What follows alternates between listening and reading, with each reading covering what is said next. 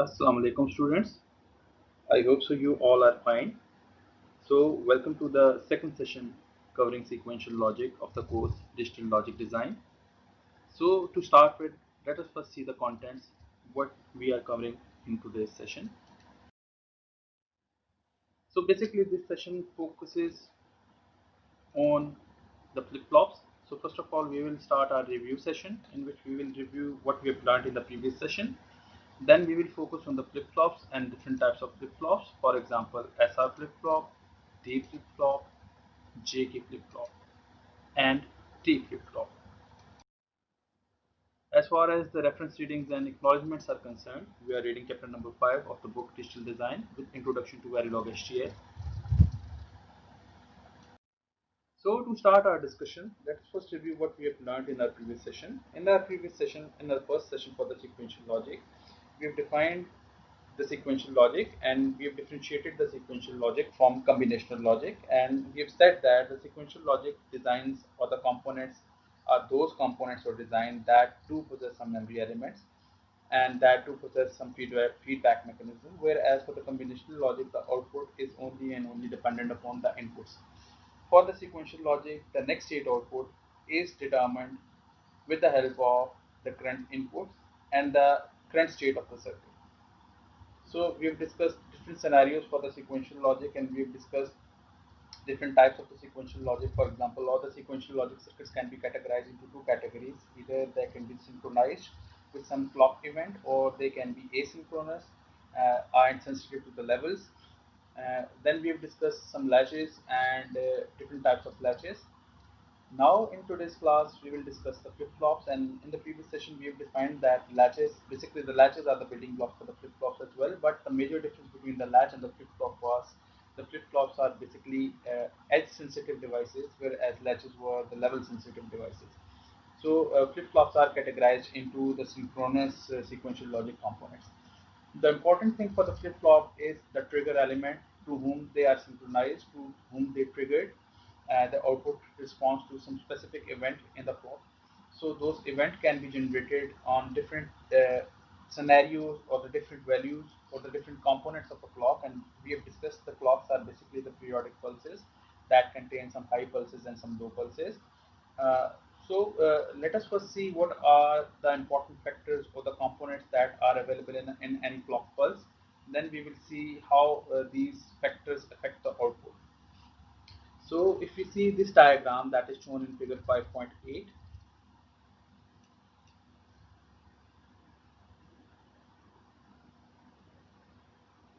if you see the first response of the positive level, we can see that this clock, these positive levels are highlighted. It means that the circuit whatsoever that is synchronized with this clock, the output is reflected or changed with these levels. So these are the level triggered system.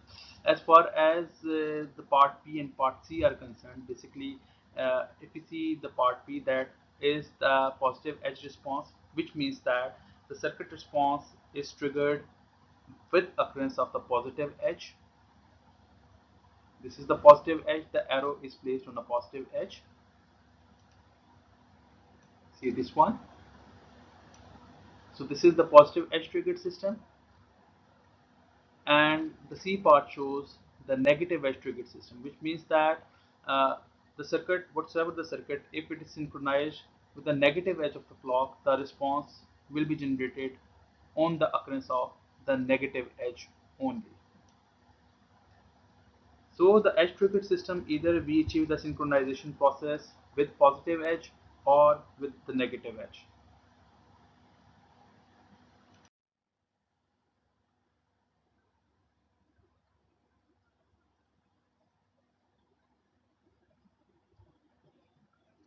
So this is the basic block diagram of the sequential component of the sequential logic design. So if we achieve synchronization with levels, we can say that if the flip-flops are level triggered, then the feedback path may cause some instability problem, and which we have seen these sort of issues that are generated while we were discussing the latches. So what we have to do is we have to synchronize our design either with the positive edge of the clock or the negative edge of the clock, so that the only state transition happens on the edge. So this setup will eliminate the multiple transition problems. Sometimes we call it as a clock tick event, just like the positive edge or the negative edge of the clock. We can say that the positive clock tick or the negative clock tick. Uh, so we can use these terms also.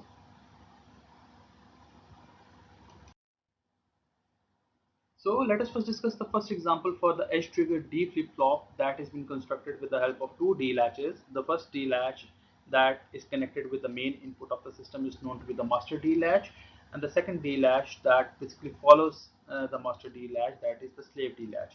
And we've used a mechanism of the clock, and the clock is basically inverted for the slave setup, and that is directly connected with the enable input of the master D latch.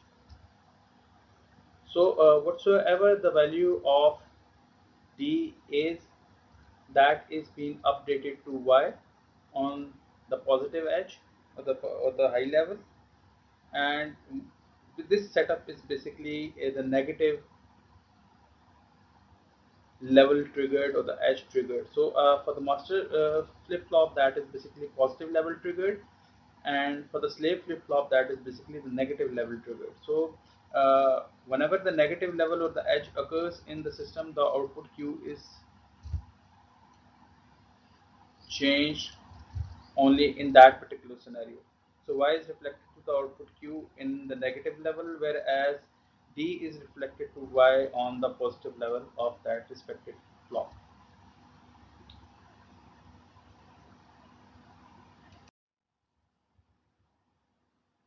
So if you see the graphic representation and the timing diagram and the waveforms and the representation here in this particular circuit, that is basically the similar sort of circuit with the help of S and R latches that has been constructed. So master slave flip flop, another example of master slave flip flop. If you see that whenever the CP equals to 1, that means clock is on a high level, then Y and Y prime that are basically connected with the slave input that are updated, and Q and Q prime will hold its value. So at the positive edge, Q and Q prime will remain at its previous state, whereas this S and R will update these Y and Y prime. So if you see this graphic representation, we can clearly see that on a positive edge,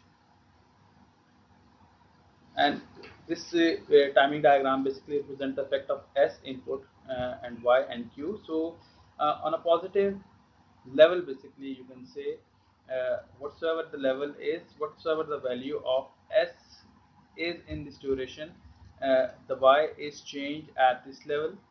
If you see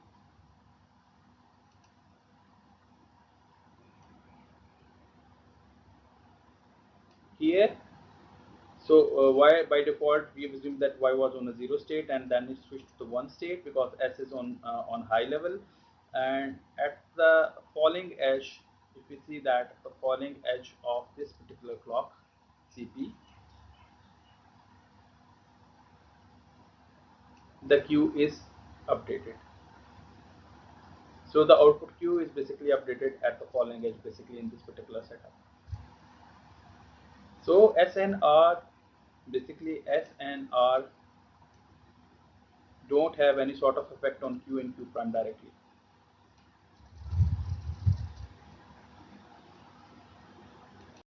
So let us start our example of the edge triggered flip flops, and this diagram basically represents a D type positive edge triggered flip flop, which means that the system has, if you see the block diagram or the block representation of the system, we can say that this sort of flip flop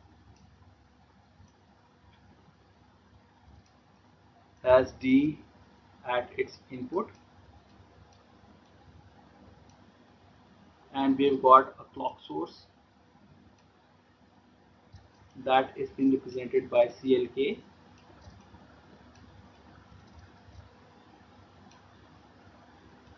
This is D flip flop, so I am writing the F in short form here.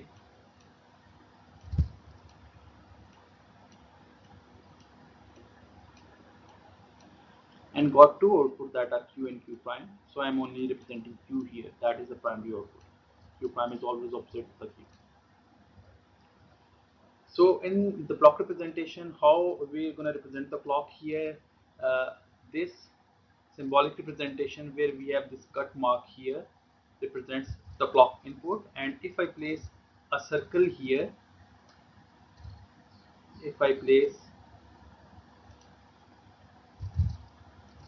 a circle here, then this block diagram shows us that this system is sensitive with the negative edge of the clock.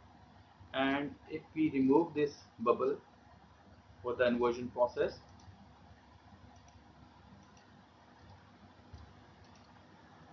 which clearly says that this system is sensitive with the positive edge of the clock. So how we're going to construct this with the help of SR latches. Basically, if we see the setup here, this is the first setup for the SR latch implemented with the help of NAND gate. This is the second pair of setup, and this is the third pair of setup. And clock input is basically shared between these two setups here, and D is applied at this latch setup. So we're gonna see how this setup will work here by applying some combination of inputs and see the response of the system. So this is a D type positive edge trigger flip-flop in which the output is only changed or sensitive to the input on the leading edge or the rising edge of the clock or the positive edge of the clock. See here the value of S and R here, and the most important thing which we've observed while studying latches, that latches do possess some you can say that forbidden states. So we have to avoid those sorts of combination that can cause the forbidden state. And in this particular setup, if the value of S and R at any time should be equal to 0, then the output Q and Q prime should be equal. So we have to avoid that setup. So this setup ensure that uh, S and R should remain on the different level and should be opposite to each other, or can be same for the no change state. So this setup basically eliminates the possibility of this combination. So the flip-flops are the circuit that don't possess any sort of forbidden state, and outputs are very much free, well defined. So figure 5.1, that is basically the implementation diagram for the D-type positive edge triggered flip-flop, which we have discussed in a previous slide. And let us see how this setup will work, basically by applying some combination of inputs.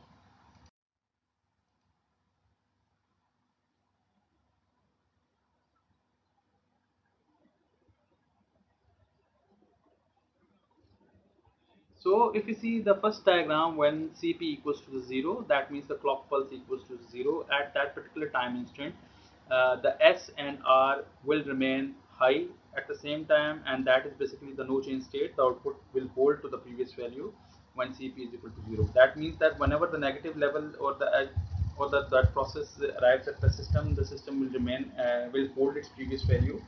The system will only change its output at the rising edge when Cp equals to is going from 0 to 1, and when we set the value of Cp equals to the 1, then S and R basically are reflected with the help of D. So if the D value is 0, we got S equals to the 1 and R equals to 0, which can clearly be observed by this particular setup here.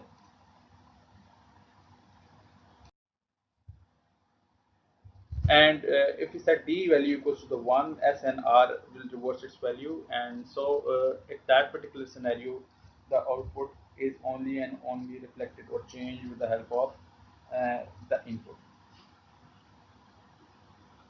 So there are some important terms or the time factors that are important while observing the timing diagrams of the behavior of the system. That is basically the setup time. So let us first define what the setup time is and the hold time is, and what the propagation delay time is. These are the three terms that you will gonna observe frequently or discuss frequently while we are discussing the sequential logic design. So for the setup time, the D input must be maintained at a constant value prior to the application of the positive clock pulse.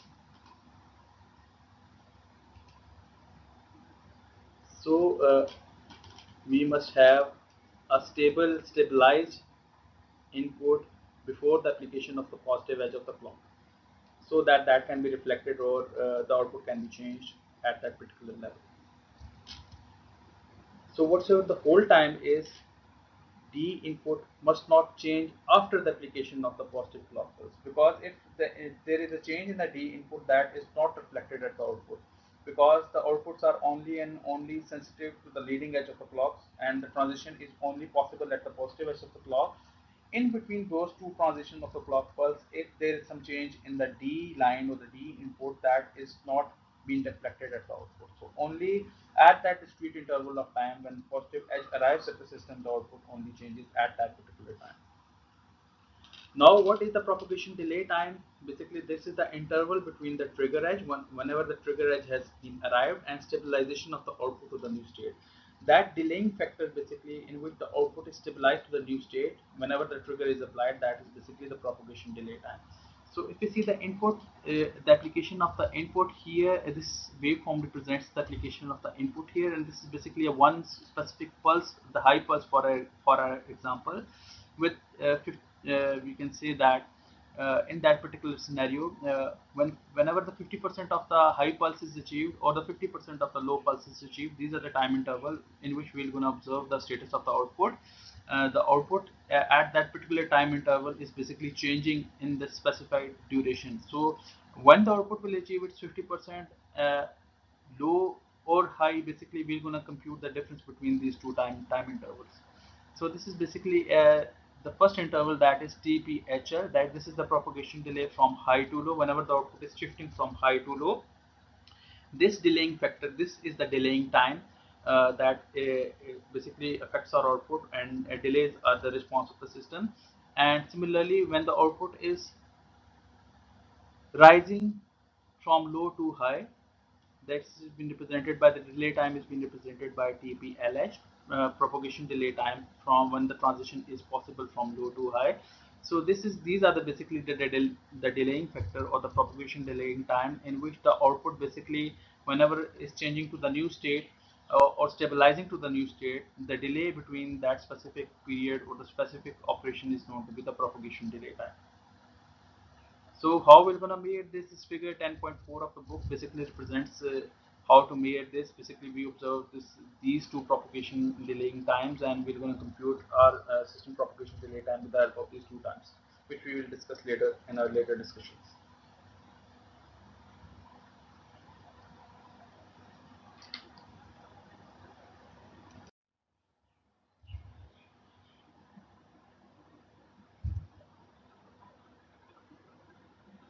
So this is the summary till now what we have discussed, basically how this clock pulse is affecting that SR setup of that particular D flip-flop, the last setup. Basically, if clock pulse is 0, there is a no change state, and if we've got the leading edge or the rising edge of the clock, the state changes on that particular clock only once, and if that clock pulse holds or the on the high level, then the state is maintained.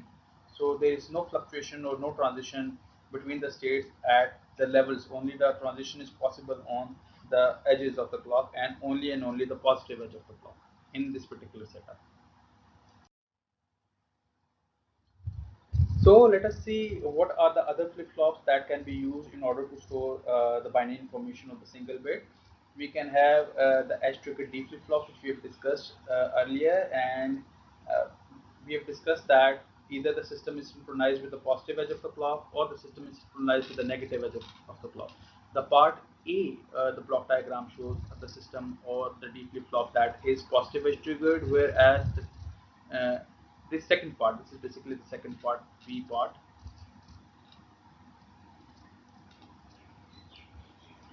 represents the D flip-flop. The flip-flop is same, but now this flip-flop is sensitive to the negative edge, and this bubble represents that the system is sensitive to the negative edge as compared to this diagram. So these are the differences in a block representation. We can clearly see that if we've got a block diagram of D flip-flop, whatsoever that is shown in the figure A, that is the positive edge triggered, and the difference, in order to show the difference, that system is synchronized with the negative edge. The second diagram B represents the system or the D flip-flop that is sensitive with the negative edge of the block.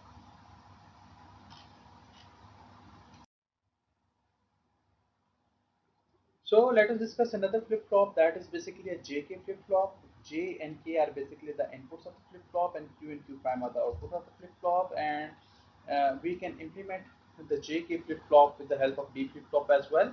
So basically, the response of the system or the equation or the next state output basically is dependent upon the relationship that is being defined by this equation. We're going to define what we call this equation later in our later slides.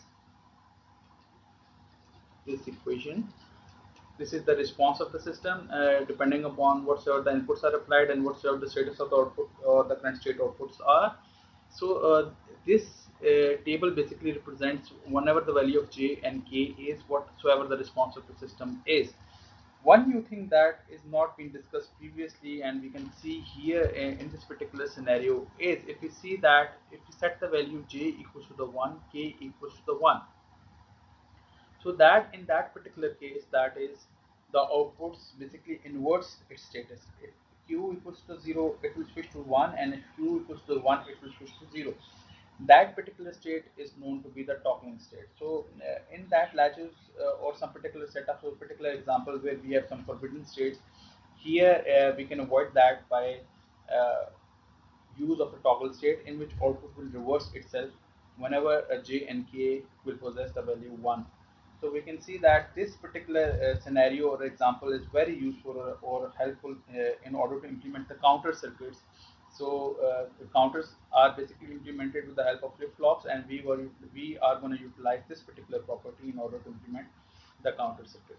So basically what we are doing is that we are using a D flip-flop here. If you see the diagram, this is the D flip-flop, and we are implementing this relationship or the equation that is associating the j and k with q and q prime basically, and we are applying this additional combinational logic in order to compute j q prime or k prime q. So we can implement a JK flip-flop with the help of D flip-flop as well. So this is basically the graphic symbol for the JK flip-flop, where we've got two inputs J and K, and Q and Q prime are basically our two outputs where clock is represented here. Here we can see that no bubble is shown here. That means that this is the positive edge triggered JK flip-flop that is implemented with the help of D flip-flop.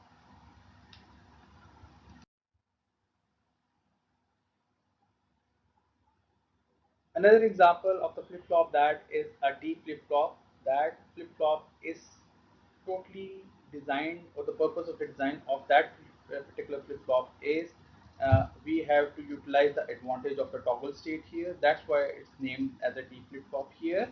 So basically what we are doing is that we are implementing T flip-flop with the help of D flip-flop and the JK flip-flop here. The T flip-flop basically, whenever the value of T equals to the 0, if you see the response of the system and these equations, whenever we set the value T equals to 0, T is basically the primary input. The output Q remains on its previous state, so this is the no change state. So whenever we set the value T equals to the 1, so the output will change its status, and that is basically the toggle state that is being represented by these two expressions. So how we're going to achieve this setup? First of all, we will see what the graphic symbol for the T flip-flop is. This is the graphic representation for the T flip-flop that is being represented in this particular scenario.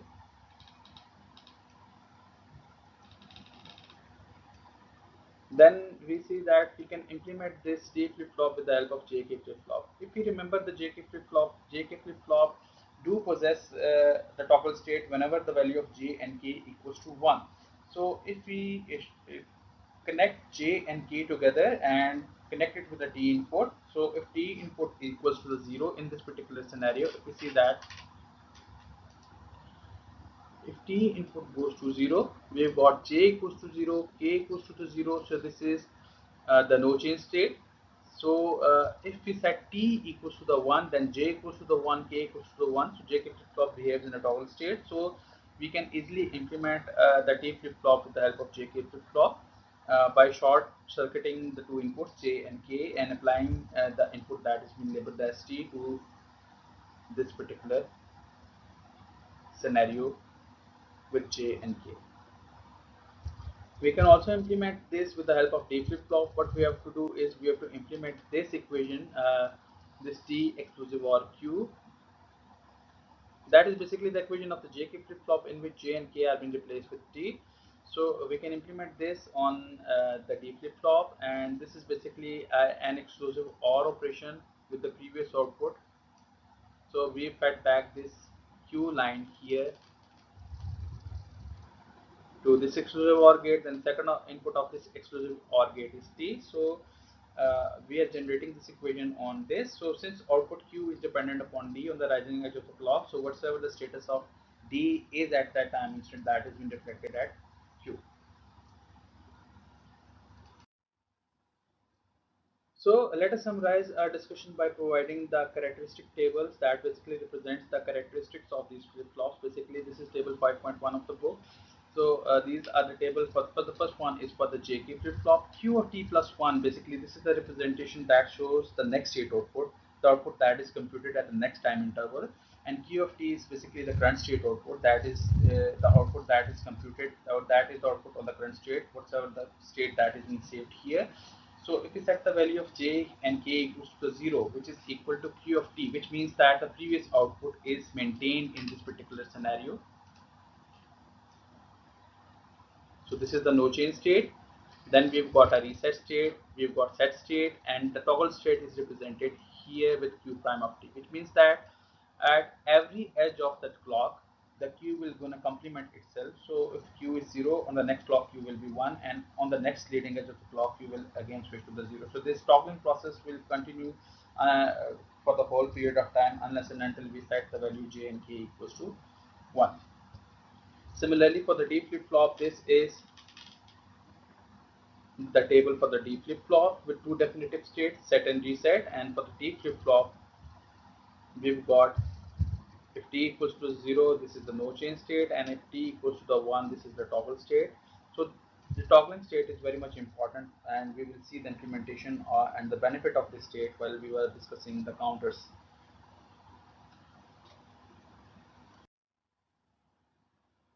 Now let us come to the point where I was referring to some specific equation and I was not naming them. These equations basically are the characteristic equations that basically represent the behavior of the system or the circuit and the response of the system, how the output is associated with the input. So these are just like the Boolean functions, we can say, or uh, to remain on the safe side. So these equations basically classify the behavior of the system. So Q of t plus 1 basically represents that the next state output. So for the D flip-flop, the next state output is only and only dependent upon D. So whatsoever the status of D is on the rising edge, that is being shifted to the Q. For the JK flip-flop, the next state output Q is equivalent to JQ prime plus K prime Q, or we can say that JQ prime of T plus K prime Q of T. And for the T flip-flop, the next state output is equivalent to T exclusive or Q, or we can say that T exclusive or Q of T. So these are the equations, and we can implement these equations very easily by using some existing flip-flops, and we can convert our existing flip-flops to some particular flip-flops as well.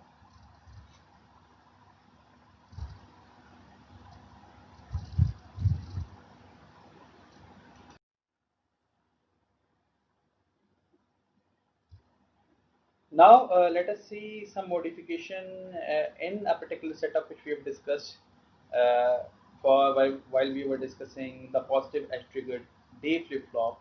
Uh, in some circuits, we do have the provision to reset the circuit to its default value. We can clearly say that many devices or the components do possess some reset mechanism. That reset can be hard reset or can be soft reset, can be implemented through softwares as well, or can be implemented through some hardware. For example, the reset that is available on the computer system. If you want to reset our computer system due to some some whatsoever the reasons are, we're going to press the reset button, and all the startup process is reinitiated, and all the systems is basically reset to the default values. Some default routines are run on a computer system, and the system is resetted. So similarly, if we want to reset our particular component or the digital device, we have these dedicated control lines that are being used to enable or disable, or we can say that to reset the system basically. So the functionality of reset, whatsoever at any time instant, if you press the reset button, then the system should be moved to its default values. So this is the setup that provides the reset provision, and this reset is asynchronous reset. What does this mean? That whatsoever the time interval is, this system is whenever we press the reset or this line goes high, the system must reset itself rather than waiting for some clock intervals to, or the leading edge of the or the trailing edge to occur. So whatsoever, at what time frame, at what instant, at if you set the level of the reset from high to low or low to high, the system must reset or react to that particular value. So if you see the block representation here, this is basically the block representation with asynchronous reset, and have a bubble on this representation, which means that the system will gonna reset on the value when reset equals to 0. So the system will move to its default state. Otherwise, if we move this value to 1, the system will react to its normal value. So whenever we have to set this reset, we have to reset this device here. We have to set this value to 0, and for 1 basically, if the device will work on the normal mode. So this is the line that basically is responsible to set or reset our device. That can be shown by the function table. So we can see that a new term that has been introduced here, that is the function table.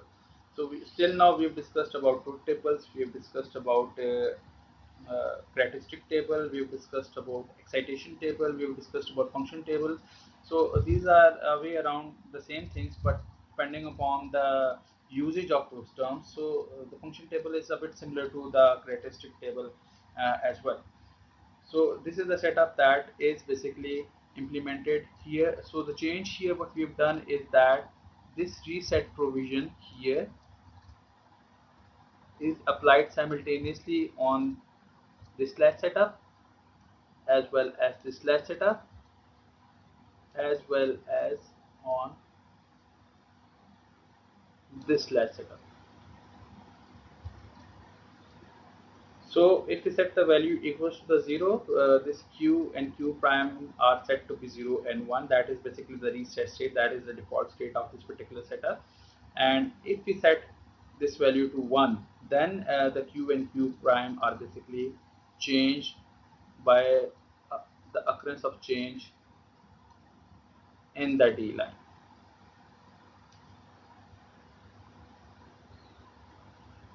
Well, I hope so. The concept of reset is a bit clear to you right now, because in our later circuits, in our later discussion, we are frequently using the reset that can be active high reset or the active low reset. Reset can be synchronized or can be asynchronous. In this particular example, we'll discuss the asynchronous reset, but in our later examples, we will be discussing the synchronous resets as well. So till now, what we've discussed, in order to summarize our discussion, we've started our discussion by discussing the different types of the flip-flops, and we've seen why we implement the flip-flops here. The major advantage of the flip-flop is all the transitions are well defined and the outputs are well defined. Then we've seen that these are the edge trigger devices, and we've seen the scenarios in which we implemented the flip-flops, and we've achieved the synchronization process either by synchronizing our flip-flop to the leading edge of the clock or the trailing edge of the clock. So only transition occurs on that particular event, on tick event, that can be the leading edge or the trailing edge, and in between those two events, if there is some change in the input, that or in output is not reflected with the change of the input in between those two clock events. Then at the end, we've discussed a scenario of a setup which do possess a reset input. So reset are the provisions of the control lines that are basically to reset our device, whatsoever the timing interval is in that particular case. Whenever we press a reset button or release the reset button, that is dependent upon we are using active high reset or active low reset. The device must reset itself and can maintain to its default state or the default value. And in this particular case, the default value is Q is set to be 0 and Q prime is set to be 1. So if we set the reset value equals to 1, if we set this control line R that basically represents the reset value equals to 1, then the device must operate in the normal mode. So this is all for the today's class. I hope so. Now the flip-flops, we can easily represent the flip-flops. We have the knowledge of the characteristics equation of each flip-flop, either it's a D flip-flop or the JK flip-flop or the T flip-flop. We know the importance of the toggle state here for the JK flip-flop and T flip-flop, and we know some different control lines that can also be incorporated in our flip-flops in order to maintain some more control and more proper usage of the device. Till now, if you got any sort of questions regarding our discussion, so we can discuss these questions with detailed examples in our question answer sessions. So students, be safe, have good health, and Allah Hafiz.